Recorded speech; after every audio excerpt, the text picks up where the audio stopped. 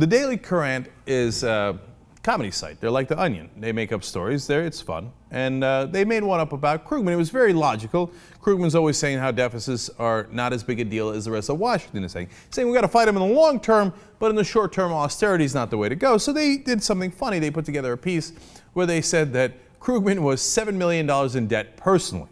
Okay? And he got there by doing fun things like racking up his American Express black card at Tiffany's. I love the idea of Krugman shopping at Tiffany's. I guess it could happen, but it's not very likely. Anyway, with my image of him. And then he bought, I love these ones, rare Portuguese wines. That's hilarious, man. You got to give it to him. And he bought, I love this one, bought 19th century English cloth. Come on, man. Come on, who's going to believe that? Only a knucklehead conservative would be like, oh yeah, that's what liberals would do. They love the 19th century cloth and the Portuguese wines. And they wrote in their piece this. Now, see if you can possibly believe this. Rather than tighten his belt and pay the sums back, the pseudo-Keynesian economist decided to stimulate his way to a personal recovery by investing in expenses he hoped would one day boost his income. They continued, they say, always dress for the job you want. This is their quoting Krugman, quote unquote. So I thought maybe if I showed up in a $70,000 Alexander Amosu suits, they would give me ownership of part of the company. If I had only been granted a sliver of the New York Times, I could have paid everything back. Come on. You really think that a guy who's won a Nobel Award is going to be so stupid that he's going to spend his money on 19th century clothing and say, well, if I come in a $70,000 suit, maybe New York Times will just give me a piece of the company. And that he would admit that to somebody. Oh, how stupid do you have to be? So, of course, Boston.com falls for it.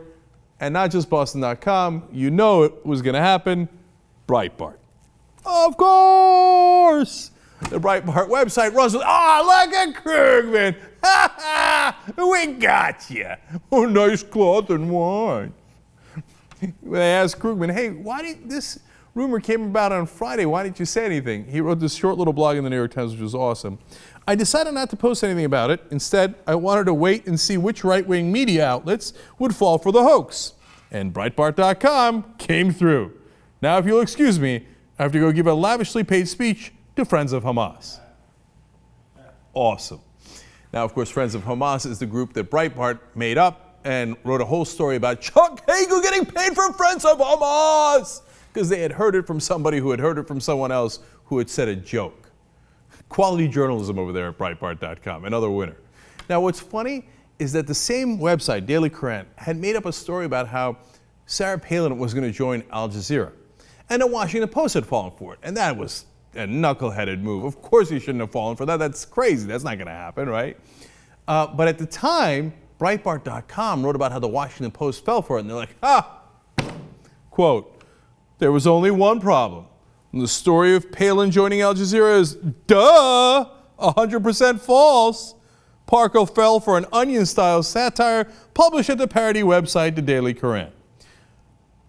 Oops. It's that same exact website, the Breitbart.com, now through Boston.com to be fair. But of course, would they actually check the real source? God forbid, no way, right? Grabs and goes, oh, this is a good one about Krugman. Breitbart.com. One last thing that they had said about the Sarah Palin story at the time, referring to the Washington Post.